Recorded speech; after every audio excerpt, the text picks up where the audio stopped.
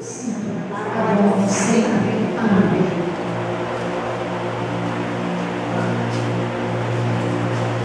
Maria concebida sem pecado, nós estamos unidos e reunidos em nome de Deus, Pai, Filho e Espírito Santo. Amém.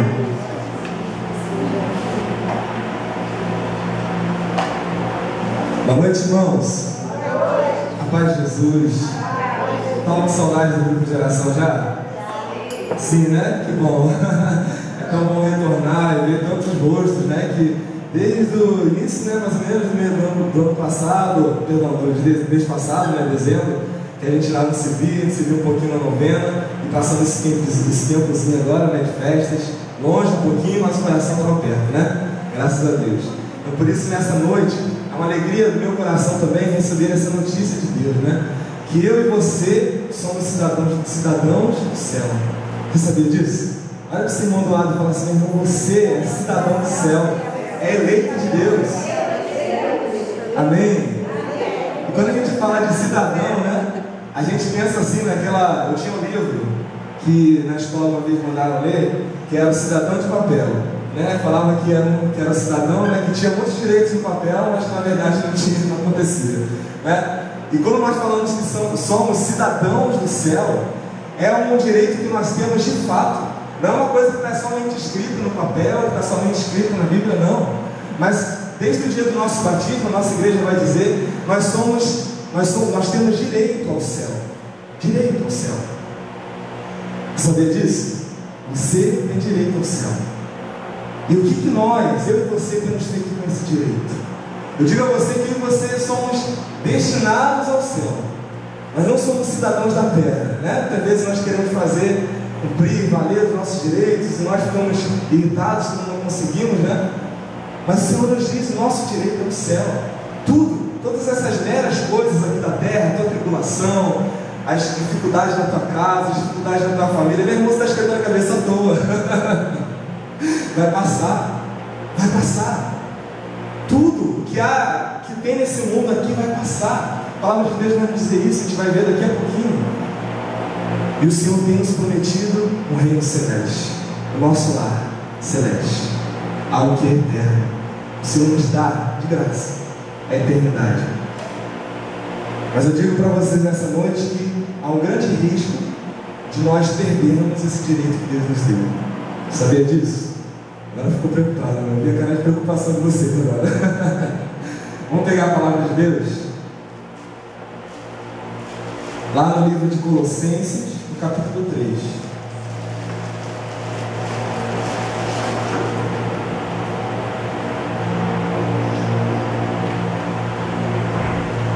Colossenses 3.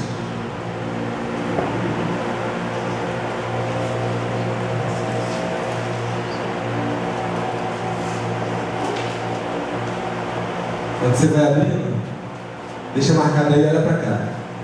Fala o seu nome bem alto.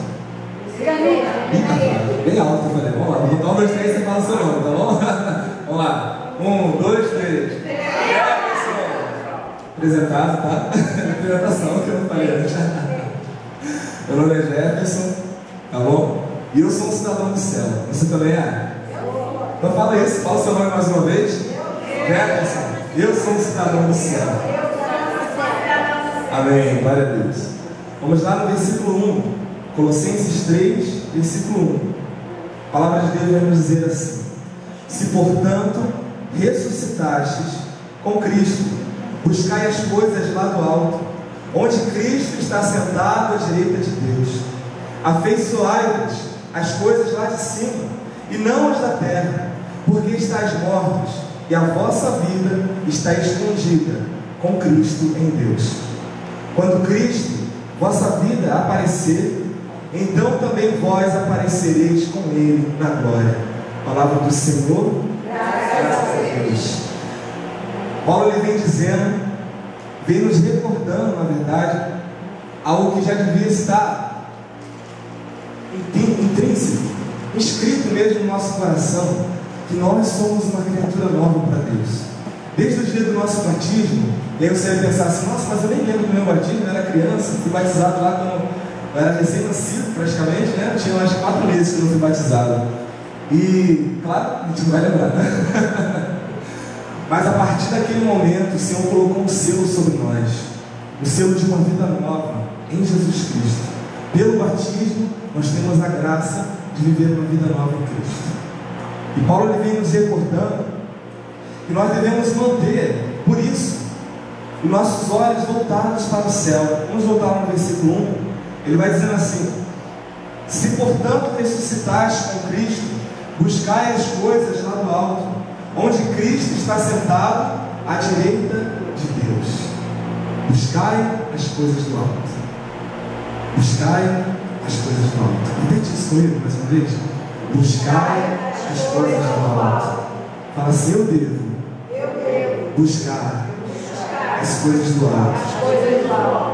E Paulo continua: afeiçoai-vos as coisas lá de cima, e não as da terra, porque estáis mortos, e vossa vida está escondida com Cristo em Deus.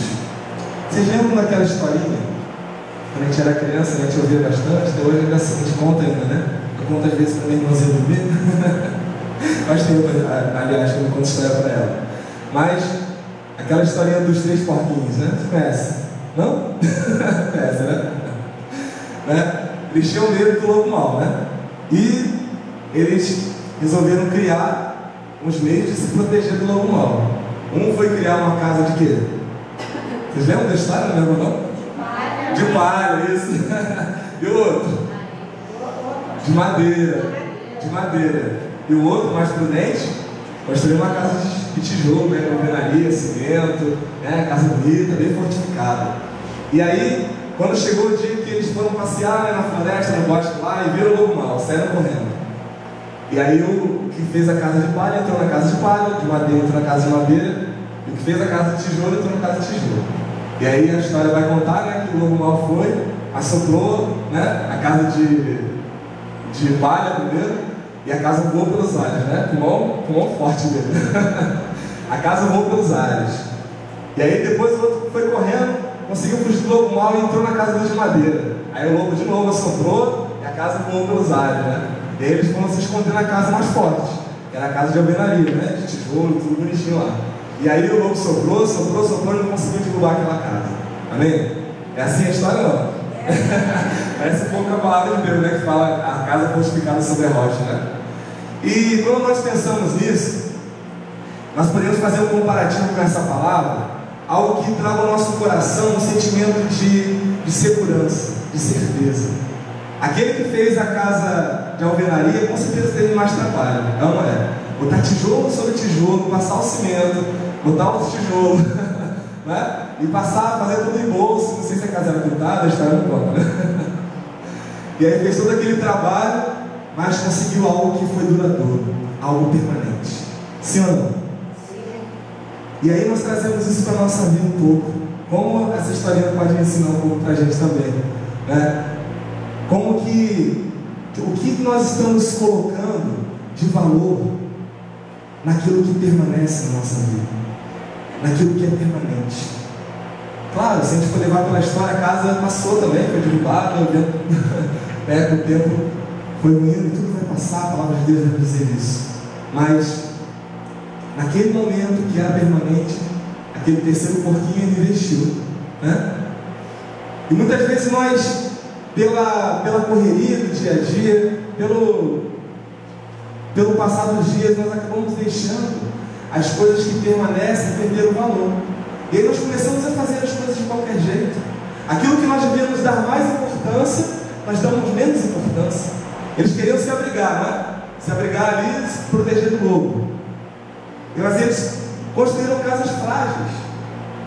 E o outro que trabalhou mais, com certeza deu mais duro, que perdeu talvez alguns dias de lazer, né? De poder brincar. Ele demorou mais ali, mas construiu algo permanente. Agora voltando para essa palavra, ele vem dizendo assim: afeiçoai-vos as coisas lá de cima e não as da terra, porque as coisas lá de cima são as coisas que não passam. E a palavra de Deus vai dizer inúmeras coisas que nós podemos ver certificados pela palavra que não passam.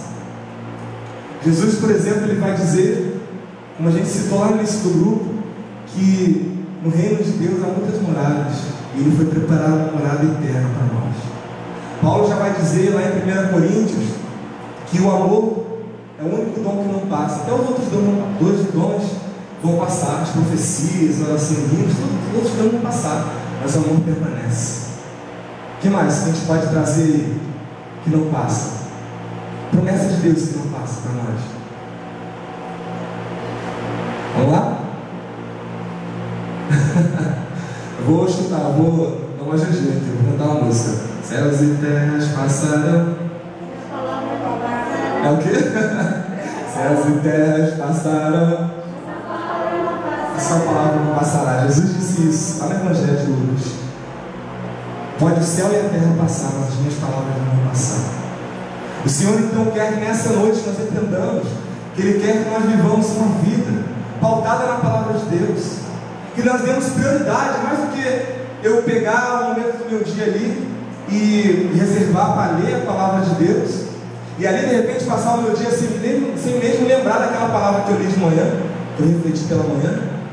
O Senhor quer que nós demos prioridade ao que deve ter prioridade na nossa vida, ao que deve ocupar o primeiríssimo lugar na nossa vida. E muitas vezes nós colocamos como secundário. Eu estou falando para vocês, irmãos, mas o primeiro ouvido que eu ouvi são meu. Muitas vezes nós trocamos o que não passa pelo que passa. É uma verdade. Nós damos mais valor às coisas que vão passar, nós damos mais valor à nossa tribulação atual, à nossa dificuldade atual, ou até mesmo a nossa felicidade, sei lá, por ter conseguido alguma coisa, por ser algum bem, alguma conquista, e deixamos passar aquilo que na verdade não passa. E damos valor àquilo que não passa, aquilo que passa, não, aquilo que não é eterno. O Senhor tem vida eterna para mim e para você, mas é preciso que nós nos despojemos daquilo que ainda nos faz estar presos a esse mundo. E Paulo vai continuar a palavra dizendo: afeiçoai-vos as coisas lá de cima e não as da terra, porque estáis mortos, e a vossa vida está escondida com Cristo em Deus.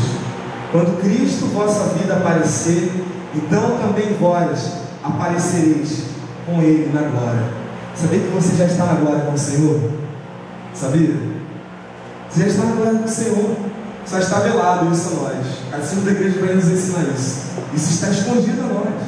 Quando Cristo voltar na segunda vinda dele, e aí nós vamos vê-lo como Ele é, e o Senhor nos levará, se nós estivermos com os olhos voltados para o céu, Ele nos levará. Você quer viver isso? Sim ou não? Sim. Ih, não senti firmeza. Te juro. Você quer viver isso? Sim ou não? Sim. Por isso, coloca a mão no seu coração e diga isso. Eu quero, Senhor, viver isso. Eu quero viver com os olhos voltados para o céu. Amém. Por isso Deus, lá no início, na criação, Ele nos deu todo esse mundo, todas as coisas, as criaturas, tudo que Ele criou para nós, criou para mim e para você, para nos levarmos até Ele, para nos levar até Ele, para que nós pudéssemos, não sei, puxar o ar fundo, né? Respirar e sentir: olha, Deus fez o ar para mim respirar. Olhar para uma árvore e falar: olha que linda essa árvore, Deus fez essa sombra para mim, né?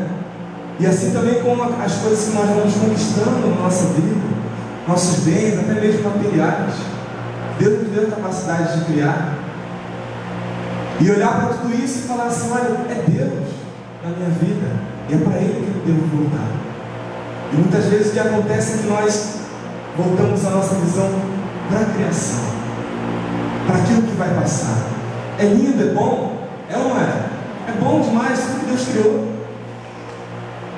Mas o Senhor quer que através disso nós olhemos para o alto, nós olhemos para Ele, não fixar o nosso olhar na terra, pelas coisas que passam, mas olhar para o céu. E olhar para o céu é justamente eu planejar e colocar toda a minha vida, e os meus esforços, e as minhas capacidades, e as minhas qualidades, para me voltar ao céu, não para me voltar às coisas da terra. Quantas vezes a gente vê pessoas que às vezes trabalham a vida toda com alguns sonhos, alguns projetos. Porque eu quero fazer isso, porque eu quero trabalhar muito para conseguir fazer essa viagem.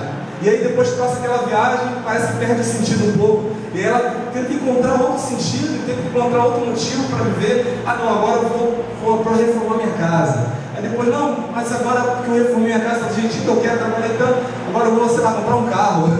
E aí vai conquistando as coisas, vai colocando a sua vida, colocando os seus desejos e até as suas energias, todas voltadas para aquilo. Quando o Senhor fala, não deveis perder tempo com isso. Não deveis. Não que nós não devemos sonhar e conquistar os nossos bens, não. Mas tudo isso com os olhos voltados para o céu. Eu creio que se eu e você estamos aqui nessa noite é porque nós experimentamos isso. A palavra de Deus diz que aquele que quer perder a sua vida, aquele que quer ganhar a sua vida, vai perdê-la. E aquele que perder a sua vida por causa de mim, vai ganhá-la. E Jesus ainda diz mais: aquele que deixar seu pai, sua mãe, seus filhos, seus bens, sua casa, por causa de mim, encontrará a vida, encontrará 100 vezes mais. É isso que nós estamos fazendo aqui, amém? Quantos deixaram aí em sua casa, seus filhos, seus pais, marido, esposa, estão aqui nesse grupo de oração nessa noite? Por quê? Queremos buscar o céu, porque entendemos que a nossa vida não está aqui. Talvez a nossa visão ainda estava um pouco turva diante dessa palavra, diante disso que Deus quer falar para nós hoje, que nós devemos olhar para o alto. Com certeza, com essa palavra, o Senhor vai trabalhando isso nos nossos corações já. Voltar os olhos para o alto. Talvez na minha vida mesmo, eu tenho vivido assim, talvez muito focado nas minhas preocupações, nos meus problemas, nos meus afazeres, e não tenho deixado espaço para Deus. Aquilo que é de Deus tem tomado o segundo lugar muitas vezes na minha vida. Eu vou no grupo de oração quando der. Vou partilhar com vocês aquilo que eu ouvi nessa semana. Acho que posso partilhar com vocês isso. Eu ouvi de uma serva de grupo de oração dizer assim, né? Que ela ligou para casa do coordenador, falou com a esposa do coordenador e falou assim: olha, eu não vou, avisa ele que eu não vou no grupo de oração não, porque choveu, faltou luz aqui em casa, não tem como tomar banho. Irmãos, Deus nos livre disso. Nosso comprometimento com o Senhor, muito mais que isso.